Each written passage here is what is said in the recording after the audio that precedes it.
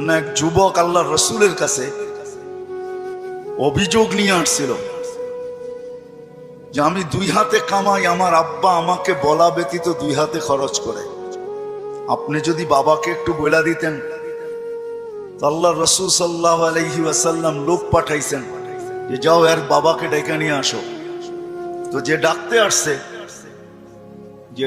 আসছে তো বলছে আল্লাহ রসুল তোমাকে ডাকে।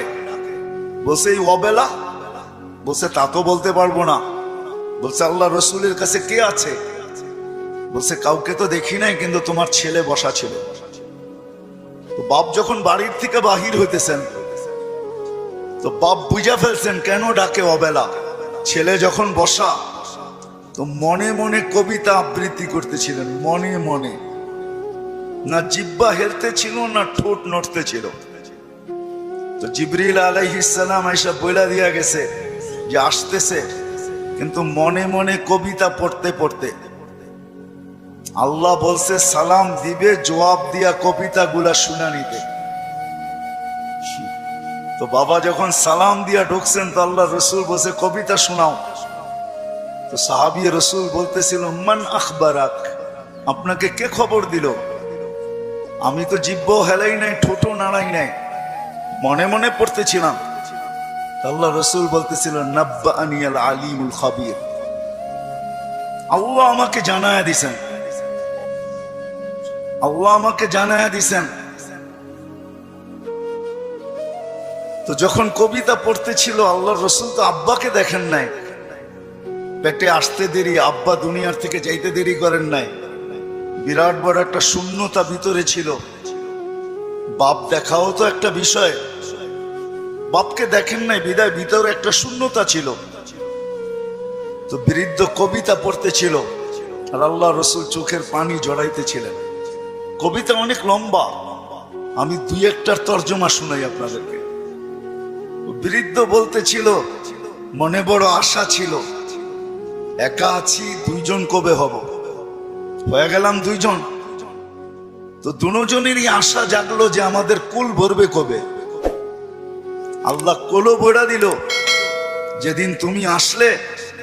তো 2 জনই ভাবলাম যে আমাদের আর বাঁচার দরকার নাই, এখন বাঁচবো তো সন্তানের জন্যই বাঁচবো। সত্য এটাই, কিন্তু মা বাবা সন্তানের জন্যই বেঁচে থাকে, সন্তানের জন্য বেঁচে থাকে। বলে আমরা তোমার জন্যই বাঁচতেছিলাম, আমরা বুড়া হইতেছিলাম, তুমি জওয়ান হইতেছিলা, আমার সবকিছু তোমার ভিতরে যেতেছিল। একদিন তুমি পায়ের উপরে দাঁড়ায় গেলা, কামাইতে শুরু করলাম, আমি বুড়া হইলাম। তো বাপের বড় আফসোস ছিল যে তুমি আমাকে বাপ না মনে করতে, একজন হিতাকাঙ্ক্ষীও তো ভাবতে পারতে। তুমি আজকে আল্লাহ রসুলের কাছে আমার বিরুদ্ধে অভিযোগ দিলে। আল্লাহ রসুল পুরা কবিতা শোনার পরে যুবকের কলার ধরে বলতেছিল কুম ওঠ, আনতা ওয়া মালুকা লি আবিকা, তুমি আর তোমার মাল তোমার বাপের, বাপের বিরুদ্ধে অভিযোগ। তো আমার প্রশ্ন যেটা ছিল যে দিন আমাদের জন্য কেন? আজকে যদিও আমরা ভাবি না, চিন্তা করি না যে দিন আল্লাহ আমাকে কেন দিলেন, দিনের পরিবেশ আমার জন্য কেন প্রয়োজন,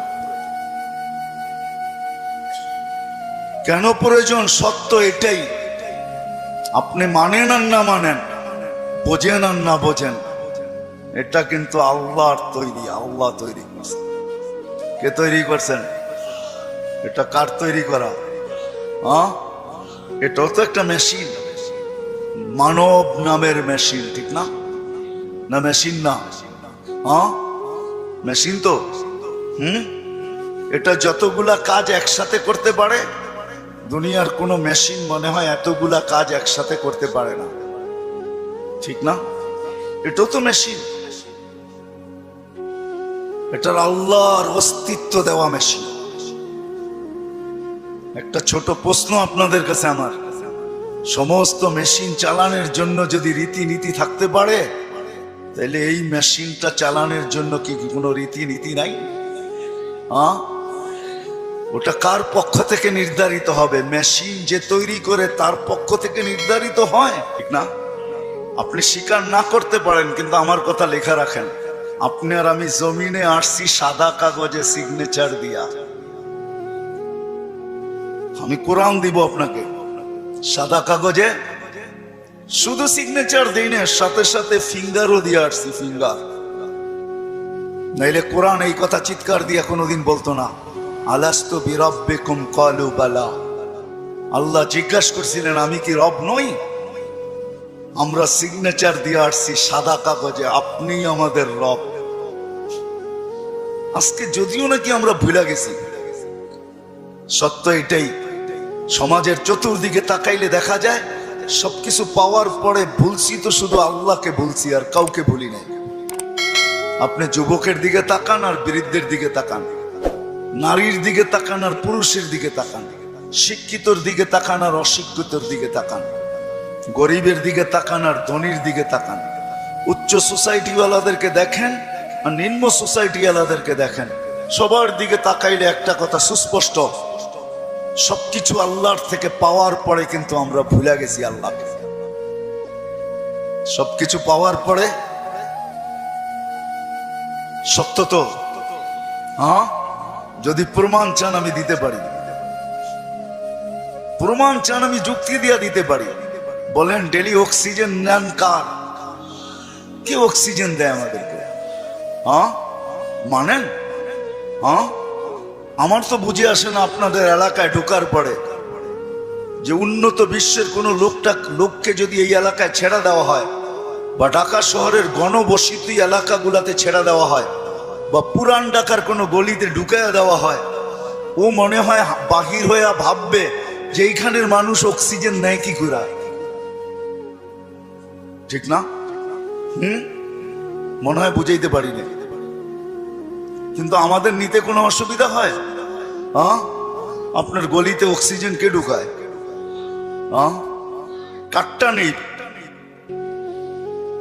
প্রতিদিন কার অক্সিজেন কতটুকু নেই জানি? হ্যাঁ, পার হেড 550 লিটার নেই। মাছ যদি 30 দিনে হয়, তাহলে আর আপনি আর আমি 16,500 লিটার পার মান্থ নেই অক্সিজেন। বলেন এখানে আমরা যেই কজন বসা আছি, ডেলি কতবার মন খুইলা আল্লাহ বলি? আল্লাহ, কতবার মন খুইলা আল্লাহ বলি? আল্লাহ যদি জিজ্ঞাসা করে তুই আমাকে এরকম করে ডাকিস কেন, তো আমি ভিতর থেকে যেন জবাব দিতে পারি, মালিক 24 ঘন্টা তোমার অক্সিজেন নেই, 1 টাকা বিলও তুমি নাও না। অথচ আমরা 2020-এ দেখছি, এখনো মিডিয়ায় থাকতে পারে, ঢাকার এক হাসপাতাল মাত্র আধা ঘন্টা অক্সিজেন দিছে আর 84,000 টাকা বিল বানাইছে, আর আমরা 24 ঘন্টা অক্সিজেন নেই। তুমি একবারও আমাদের থেকে বিল নাও না বা চাও না। আমার মন চাইলো তোমাকে আমি একবার মন বইরা আল্লাহ বইলা ডাকি। 3 দিন পর্যন্ত ঘরে পানি ব্যতীত কিচ্ছু নাই, 3 দিন চলতেছে ঘরের অবস্থা, শুধু পানি আছে আর কিচ্ছু নেই। 4র্থ দিন সকালে ঘরের অভিভাবক বাহির হইতেছে আর বলতেছে দোয়া করো আজকে যেন কিছু মিলে। কিন্তু যখন সন্ধ্যায় ফিরতেছেন, ওই দিনও কিচ্ছু মিলে নাই, ওই দিনও কিচ্ছু মিলে নাই। কিন্তু ঘরের মহিলা বারবার রাস্তা দেখতেছেন যে আজকে কিছু মিলবে হয়তো, কিন্তু সন্ধ্যাবেলা যখন ঘরের পর্দা উঠায় দেখতেছেন আসতেছে, কিন্তু চেহারাটা মলিন, হাত দুইটা খালি। নাম পরে বলবো আমি।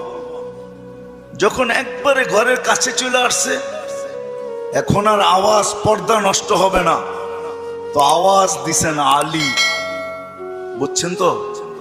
আলী রাদিয়াল্লাহু তাআলা আনহুর কথা বলতেছি। ফাতেমা রাদিয়াল্লাহু তাআলা আনহা আওয়াজ দিছেন আলী। তো চোখে চোখ পড়ছে, তো জিজ্ঞাসা করছে চেহারা মলিন কেন? বলছে আজকেও কিছু মিলে নাই। তো ঘরের মহিলা বলতেছে ওয়াজাদনা শাকারনা লাম নাজিস সাবারনা, পাবো তো শুকরিয়া আদায় করব না, পাবো তো সবর করব। দুনো অবস্থায় আল্লাহ আমাদের সাথে। আর আলী এটা জানো, আল্লাহ যাদের সাথে থাকে তাদের চেহারা মলিন হওয়ার শোভা পায় না। একটু ভাবেন না, একটু ভাবেন না। তো দরজা খোলার পরে যখন ঢুকতেছেন ঘরে, আলী রাদিয়াল্লাহু তাআলা আনহু বলতেছেন, ফাতেমা সাররাত ওয়া তাবাসসামাত। ফাতেমা মুস্কি মুস্কি হাসতেছিল। চতুর্থ দিনের ক্ষুধার্ত। এটা ওই দিনের কাহিনী যেই দিন হাসান হোসাইনকে আল্লাহর রাসূল জিহ্বা চোষায়া খিদা নিবারণ করাইছেন। ওই দিনের কাহিনী বলতেছি আমি। কিন্তু স্বামী এমনিই তো মনটা খারাপ, স্ত্রী মলম দিতেছেন, সেও যদি চেহারা খারাপ করে তাহলে চেহারাটা আরো ভাঙ্গা পড়বে, দিলে আরো ব্যথা পাবে। তো প্রথম সান্ত্বনা দিছে, আলী পাবো তো শুকরিয়া আদায় করব, না পাবো তো সবর করব। দুনো অবস্থা আল্লাহ আমাদের সাথে। আমাদের জন্য শোভা পায় না যাদের সাথে আল্লাহ থাকে চেহারা মলিন হোক। স্বামী যখন ঘরে ঢুকতেছেন, আলী রাদিয়াল্লাহু তাআলা আনহু বলতেছে, ফাতেমা সাররাত ওয়া তাবাসসামাত। ফাতেমা মুস্কি মুস্কি হাসতেছিল, আমার আগমনে খুশিতে নাচতেছিল। আলী রাদিয়াল্লাহু তাআলা আনহু বলতেছেন, আমি আর নিজেকে ধরে রাখতে পারি নাই, তো আমি কাঁধে হাত রাইখা দোয়া দিতেছিলাম, রহিমাল্লাহ, আল্লাহ তোমার উপরে রহমত নাযিল করো। বলেন এই সম্পর্কটা কতটুকু সুখী? আমাদেরও তো এরকম একটা সম্পর্ক আছে। যদি আমরা তুলনা করি তাহলে ওই সম্পর্কটা কতটুকু সুখী, আমরা কতটুকু সুখী। আমি কিন্তু অনেকগুলা জিনিস দেখায় বুঝাইতে চাইতেছি। এজন্যই আমার কথা শুরুটা ছিল যে একক শ্রেষ্ঠ মানুষ, যেটা সৃষ্টির ভিতরে সবচেয়ে বড় সেরা, এই মানুষটার ভাবা উচিত যে আল্লাহ দিন আমাকে কেন দিলেন, দিনের পরিবেশ আমার জন্য কেন প্রয়োজন, আর কোন সৃষ্টির জন্য দিনের পরিবেশ নাই কেন। এটা ভাবা উচিত, চিন্তা করা উচিত। আমি কয়েকটা উদাহরণ দিলাম, হাজারও দেওয়া যাবে। অথচ মুসা আলাইহিস সালাম আল্লাহকে জিজ্ঞাসা করছেন, আমার জান্নাতের বন্ধুকে? তা আল্লাহ বলে কসাই। মুসা আলাইহিস সালাম ঠিকানা চাইছেন যে আমার জানা দরকার, কসাই এত বড় উচ্চ মর্যাদায় কি করে উঠলো, কি কাজের বিনিময়ে উঠলো যে আমার জান্নাতের বন্ধু হবে। তো মুসা আলাইহিস সালাম যায় দেখছেন, পুরা কাহিনীকে আমি শর্ট করতেছি, যে কসাই যখন সকালে বাড়ির থেকে বাহির হয় দোকানের উদ্দেশ্যে, তো বৃদ্ধা মার পরিপূর্ণ সেবা করা তারপরে দোকানে আসে। আবার যখন ফিরা যায়, মার মতো সত্তাকেও বৃদ্ধাশ্রমে রেখা আসে। বাবার মতো ব্যক্তিত্বকেও বৃদ্ধাশ্রমে রেখা আসে। ঘরের থেকে বাহির করে, নিজে তো খাটে থাকে, কিন্তু বাবা মাকে গাড়ির গ্যারেজের ভিতরে থাকতে বাধ্য করে। আমি আঙ্গুল দিয়ে দেখাবো না আপনাদেরকে, আমি দেখাইতে পারি, আমার কাছে রিপোর্ট আছে,